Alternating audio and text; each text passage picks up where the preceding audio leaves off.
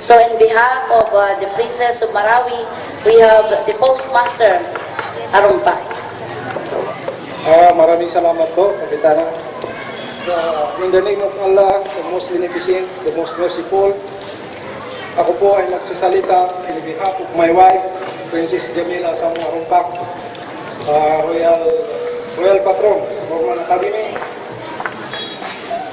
Kami po, pagpasensyahan din po ang ating pananalita dahil hindi naman po tayo isang Tagalog, hindi po tayo gaano ka-fluent magsalita ng Tagalog. Ngunit wala pong, sa tingin ko po ay wala pong gagaling manalita sa isang taong nagsasabi ng totoo.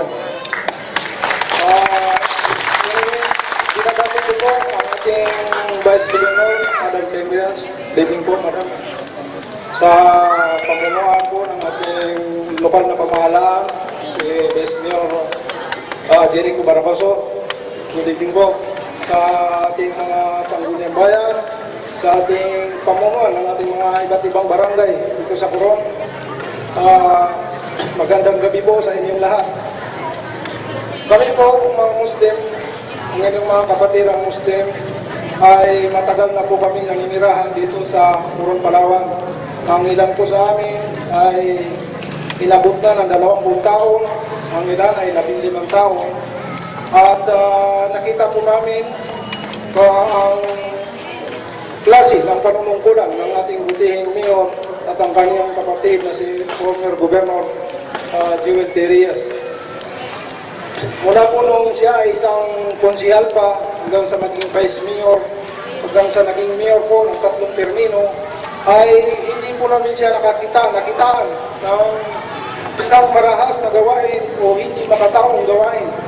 Mula nun po, nung kami bago pa lang dito, hanggang ngayon, ay minsan hindi po namin siya nakitang nagalit man lang o may sinigawan.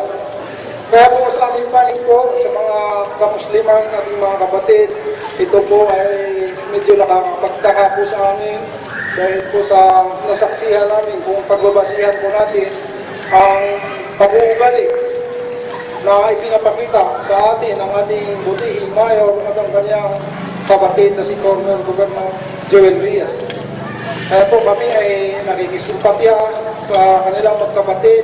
Dalangin po namin, sana po sa araw-araw, dalangin po namin sa araw-araw naming pananalangin na sana po ay maligtasan nila itong problema ito. Kami po, alam natin lahat na hindi kami kabahagi ng activities ng Simbahang Katoliko. Naparito po kami upang ilahad ang aming saloobin at wala pong nag-utos o nag-udyok sa amin na pumarito. Pumarito po kami upang ilahad sa inyo ang napapatulog sa aming mga puso. At ang pagmamahal na inialay sa amin ng matagal na panahon ng ating butihing mayor ay ibinabalik lang po namin sa kanya.